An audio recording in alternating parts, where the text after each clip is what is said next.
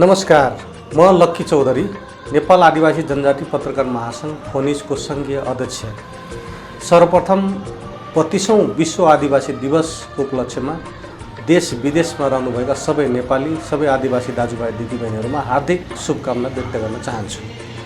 नेपाल आदिवासी जनजाति महासंघ नेफिनले यही साउन 24 गते काठमाडौँको मुटु खुला मञ्चमा आयोजना गर्न गइरहेको विशेष कार्यको लागि म हार्दिक शुभकामना पनि व्यक्त गर्न चाहन्छु र त्यो कार्यक्रममा यहाँहरूले भौतिक रूपमा सहभागी भएर कार्यक्रमलाई भव्य बनाउन आफ्नो ठाउँबाट सक्दो सहयोग गरिदिन हुन म यहाँहरू सबैमा हार्दिक विनम्र अनुरोध गर्दछु। धन्यवाद।